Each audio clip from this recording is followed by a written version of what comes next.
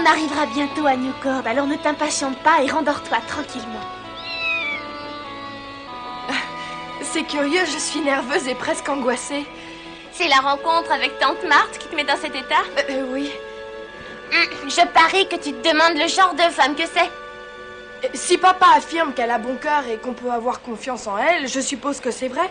Je n'arrête pas de me répéter que tout se passera bien et je veux le croire. Qu'en dis-tu, Joe? J'essaie de m'en convaincre aussi. Pourtant, elle n'a pas répondu à la lettre de papa, ni à celle de maman. Et ça m'ennuie. Oui, mais il n'y a pas longtemps que maman lui a écrit. Elle n'a peut-être pas reçu la lettre. Oui, tu as peut-être raison.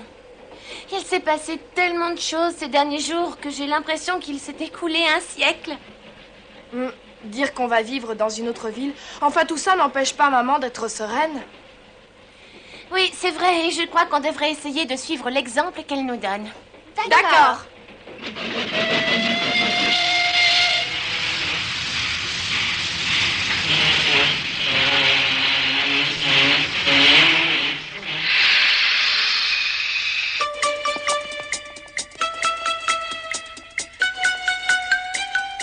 Maman, regarde, on dirait que personne n'est venu nous accueillir. En effet. Entre Boston et Newcord, il y a un train seulement 3 fois par jour. Si notre tante était un peu moins égoïste... Jo, s'il te plaît, arrête. Depuis quand te permets-tu de juger les gens avant même d'avoir fait leur connaissance? Je n'aime pas ça. Oh, je regrette. À ton avis, maman, maintenant, qu'est-ce qu'on doit faire? Je vais aller dire bonjour à tante Marthe et je verrai ce qui se passe exactement. Est-ce que tu veux dire que tu préfères y aller sans nous?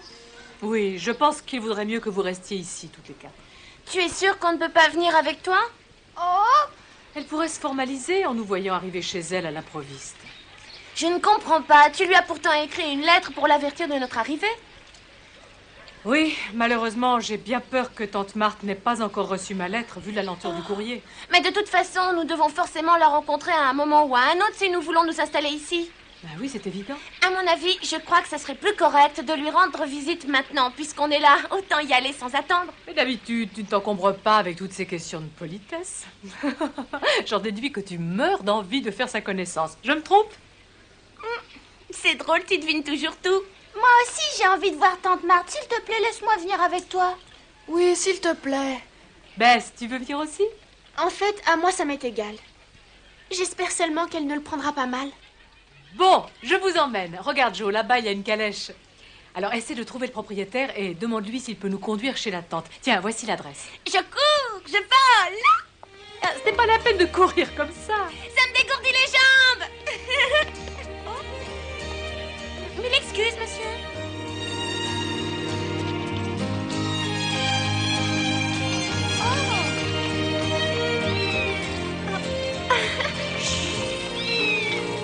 Excusez-moi, madame, et il vaut peut-être mieux que je reste dehors à m'occuper des bagages pendant que vous entrez avec les demoiselles. Mais pourquoi dis-tu une chose pareille, Anna? C'est la première fois que je vois tante Marthe.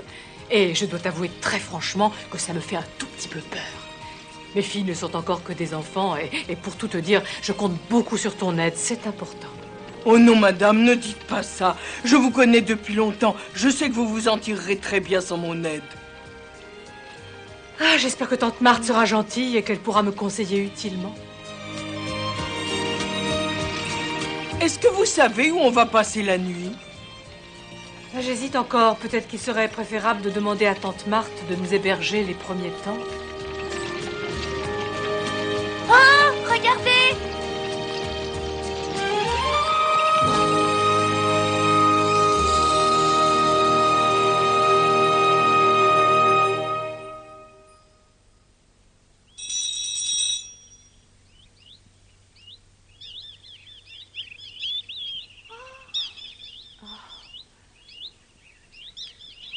Si tu essayais de sonner encore une fois, elle a peut-être pas entendu. Oh, ça m'étonnerait, ça fait assez de bruit. Je sais, peut-être qu'elle est sourde.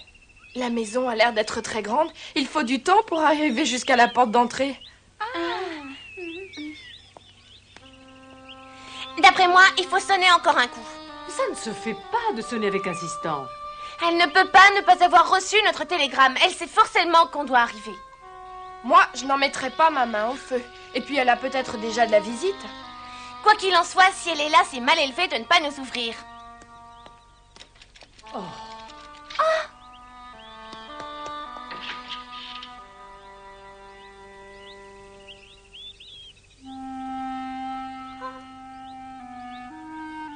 Bonjour, j'ai envoyé un télégramme pour prévenir de notre arrivée. Je suis la femme de Frédéric Marche et voici mes filles. Pouvez-vous me dire si madame est chez elle? Oh! Non mais t'as vu ça? Comment ose-t-elle se permettre de nous traiter ainsi? Je ne sais vraiment pas quoi te dire, ma chérie. C'est peut-être une façon comme une autre de nous dire de partir. Non, non, je crois au contraire que ça veut dire que nous devons attendre ici.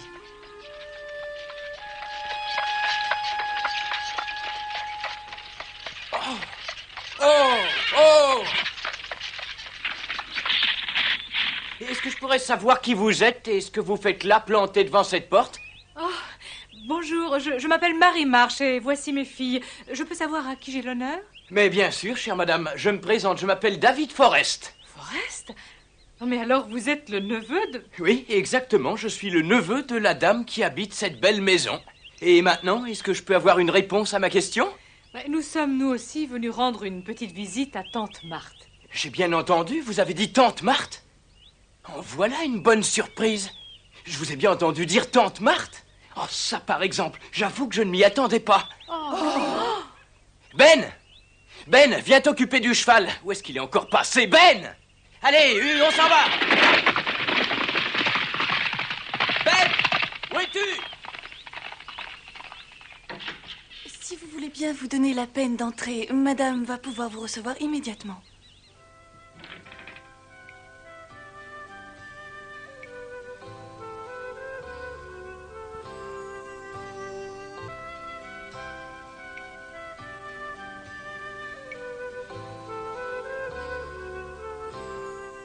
Jo, écoute, dis le garçon un peu bizarre qu'on vient de voir dans la calèche. Est-ce que tu sais si c'est un parent à nous?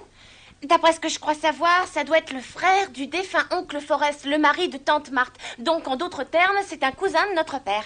Non, en fait, pour être encore plus précise, c'est en réalité un cousin par alliance. Et c'est bien ça, maman, je me trompe pas?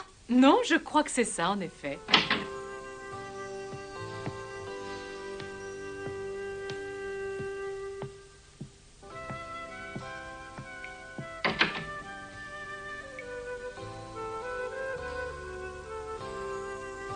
Excusez-moi, mais j'étais en train de faire la sieste. Oh, je suis désolée de l'avoir interrompu. Je m'appelle Mary Marche. Oui, je pensais bien que c'était vous. J'ai reçu votre télégramme, mais je ne l'ai pas pris au sérieux sur le moment. Puis-je savoir pourquoi? Pour la bonne raison que je ne vous connais pas et qu'il n'y a aucun lien entre nous. Il est vrai que nous sommes parentes, mais je ne peux m'empêcher de vous considérer comme des étrangères. Et voici que tout à coup, vous m'envoyez un télégramme dans lequel vous me dites... Nous arrivons aujourd'hui. J'étais très surprise. Mon mari m'avait affirmé qu'il vous avait écrit, lui aussi. Oui, votre mari s'est engagé dans l'armée, si je ne m'abuse. Oui. Pour moi, c'est de la bêtise d'avoir envie de faire la guerre à son âge. Ce n'est plus un enfant. Je crois que c'est plutôt une question de principe. Frédéric se bat pour ses idées.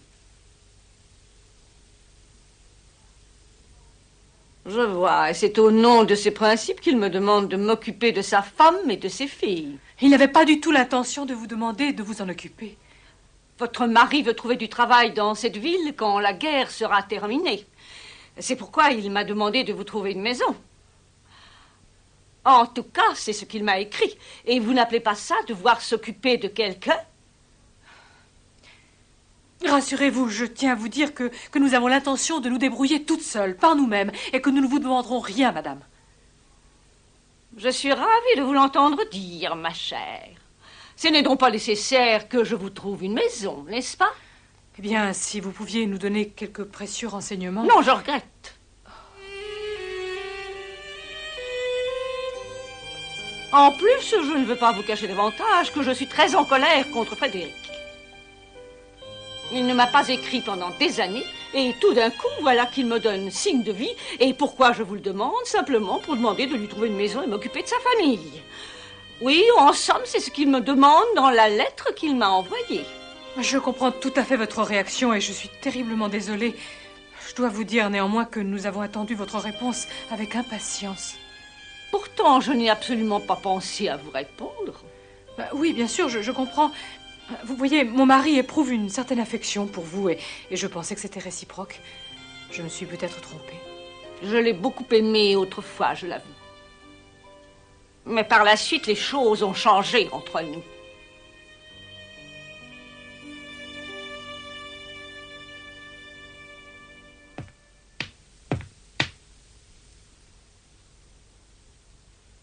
Pardonnez-moi, je ne le savais pas.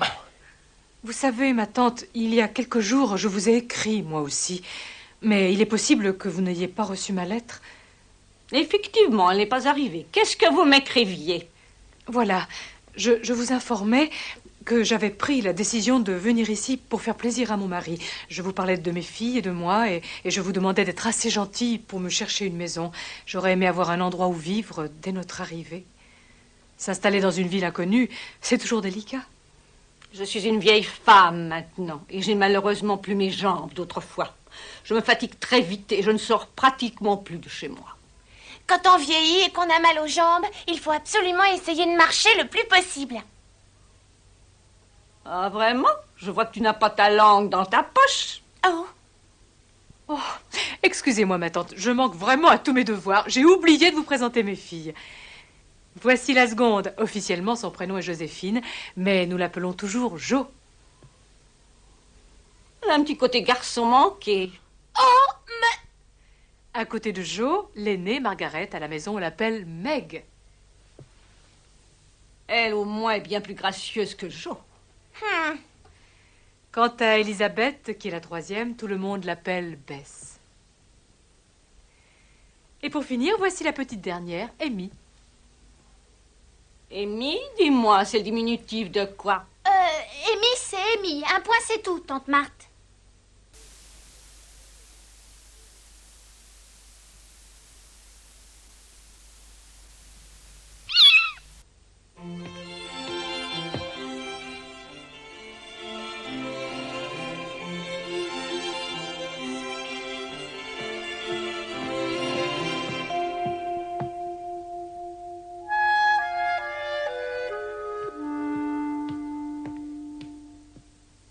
Hé, Esther, Oui, monsieur, que désirez-vous? je veux voir ma tante. Dis-lui de venir tout de suite. Madame a de la visite, monsieur. Oui, c'est pour ça que je te demande de la faire venir ici tout de suite. Vous ne pouvez pas attendre que les invités de madame s'en aillent? Ah, c'est parfait. Alors si je comprends bien, elles ne vont pas s'éterniser ici. Jusqu'ici, votre tante ne m'a pas demandé de préparer des chambres, ni même le dîner pour ses visiteuses.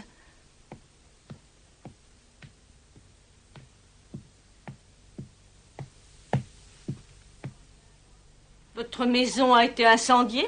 Oui, c'est pour ça que nous avons dû avancer notre départ. Est-ce que vous avez eu le temps de sauver des choses ou est-ce que vous avez tout perdu? Encore heureux que nous nous soyons préparés pour le déménagement. Nous avons donc réussi à prendre avec nous ce qui est absolument indispensable. Je suppose que vous avez dû laisser là-bas vos meubles et votre garde-robe. Oui, c'était impossible de les emporter. Nous n'avons que le strict nécessaire. Je dois dire que vous n'avez pas eu de chance. Dites-moi, est-ce que vous avez déjà choisi l'hôtel où vous logerez cette nuit? Non, pas encore. Les hôtels de la ville sont beaucoup mieux qu'ils ne le paraissent. C'est un port important et beaucoup de gens arrivent ici de l'étranger. Ah bon?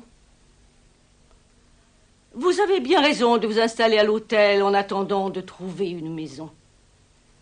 Oui, mais vous croyez qu'on en trouvera une facilement? Oh, bien ça, je ne sais pas trop, mais je suis sûre que si vous n'êtes pas trop exigeante, ce ne sera pas difficile. Le seul problème, c'est de trouver quelque chose de bon marché, parce que nous n'avons malheureusement pas de gros moyens. Ah oui, je comprends. Malheureusement, je ne peux rien faire pour vous. Je le regrette, croyez-le.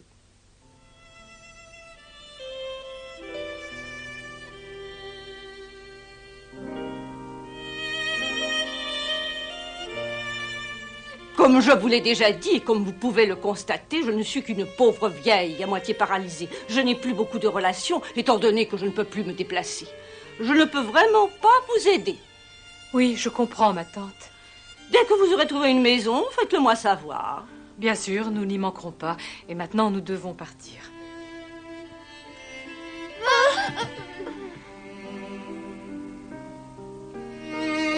Je suis navrée de ne pouvoir vous offrir l'hospitalité.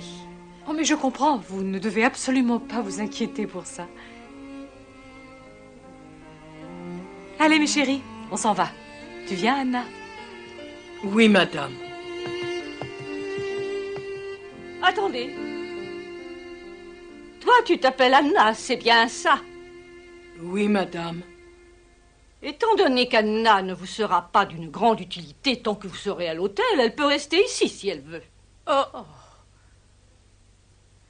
C'est à toi de décider, Anna. Tante Marthe t'a fait une offre généreuse, mais tu sais très bien que ça ne nous ennuie pas si tu veux venir habiter à l'hôtel avec nous. C'est-à-dire que je ne pourrais pas me rendre utile, je serais un poids pour vous. Il vaut peut-être mieux que je reste ici. Anna, reste avec nous. Je le ferai avec plaisir, seulement à l'hôtel, ils vont me faire payer la chambre plein tarif. Tu le sais, Joséphine.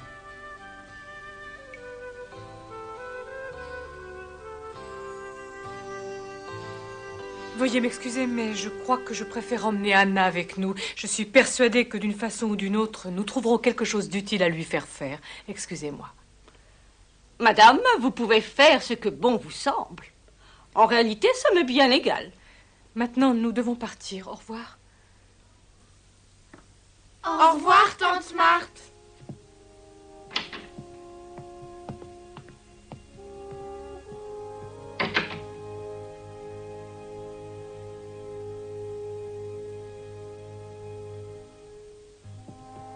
Comment, vous partez déjà?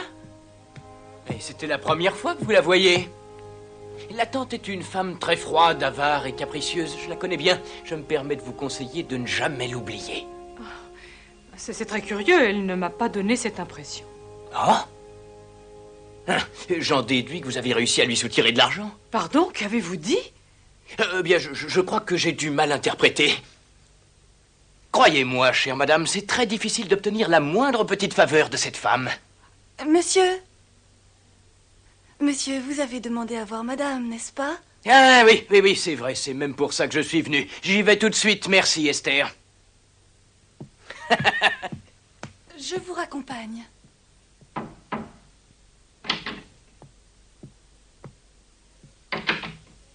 Alors, comment va ma tante chérie? Qu'est-ce que toutes ces belles dames te voulaient? Rien de particulier. Elles sont venues me saluer. Elles viennent d'arriver de Pennsylvanie. J'aimerais bien savoir ce qui les a amenées jusqu'ici. D'après ce qu'elles m'ont expliqué, il y a eu une bataille épouvantable dans leur région et malheureusement, elles en ont été victimes indirectement. Leur maison a été incendiée par l'armée confédérée. Elles ont réussi à fuir en prenant quelques affaires et elles sont venues ici. Ah bon? Mais c'est horrible ça, ça veut dire qu'elles n'ont plus d'argent. Et c'est bien ce que je craignais. Je ne sais pas, elles ne m'en ont pas parlé. Ah! Mais enfin, c'est une situation qui est extrêmement dangereuse, réalise-le. Tu dois faire très attention, tu verras, elles reviendront et elles te demanderont encore de leur prêter de l'argent. Évidemment, c'est une possibilité. Oh non, c'est bien plus qu'une possibilité. J'avais très peur que tu leur permettes de s'installer chez toi. Mais je vois que tu as été pleine de bon sens, tu as évité le pire. Pourquoi est-ce que j'ai évité le pire, à ton avis? Eh bien, parce qu'à force de les avoir autour de toi, tu te serais laissé convaincre. Elles t'auraient gentiment forcé à ouvrir les cordons de ta bourse, à leur faire des prêts sans intérêt, bien sûr, à dépenser, quoi. Et ainsi, petit à petit, toute ta fortune aurait fini par atterrir dans leur poche à elles. Je suppose que tu n'es pas venu pour me faire la conversation. Eh bien, non. Non, c'est-à-dire que je vais tout de suite au fait. Voilà. J'ai besoin de 200 $ et c'est très pressé. Le marché du coton stagne et il me faudrait un petit secours en attendant des jours meilleurs. Oh, mais tu sais, je saurais me contenter de 150 $ si ça t'ennuie.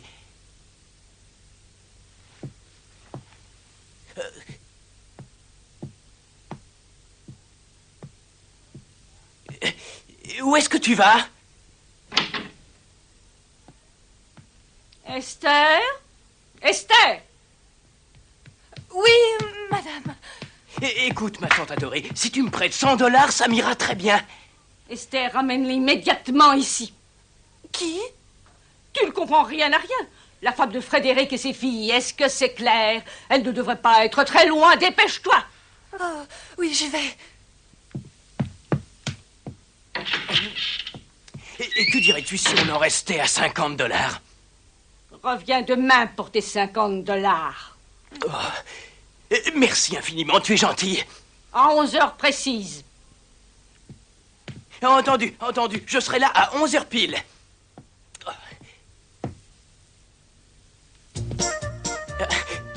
Je ne comprends pas pourquoi tu as été les faire chercher.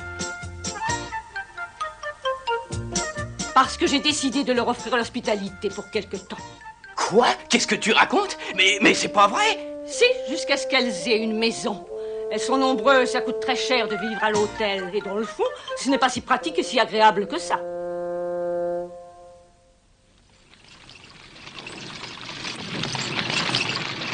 Tante Marthe m'a profondément déçue, je n'y attendais pas. Je me demande comment papa a pu dire que c'était une personne sensible et gentille. Elle est peut-être aigrie. En vieillissant, les gens peuvent le devenir. Ah, maman, si tu savais comme je suis contente qu'on ne manque pas d'argent, c'est merveilleux. Pourquoi est-ce que tu me dis ça, mon trésor? C'est très simple, parce que sans argent, on n'aurait pas pu aller s'installer à l'hôtel. Et je préfère 100 fois aller à l'hôtel plutôt que d'habiter dans la belle maison de tante Marthe. Oui, mais il va falloir trouver une maison. Dans le fond, rien de presse, tu sais, maman. Dans les hôtels, on peut rencontrer des gens de toutes sortes, c'est bien. Tu verras, on ne risquera pas de s'y ennuyer, même si on y reste assez longtemps. Oh, regardez! Voilà une calèche. Oh, mais c'est la femme de chambre de tante Marthe. Oh. Elle nous fait de grands signes. Madame, ma maîtresse vous demande de revenir chez elle tout de suite.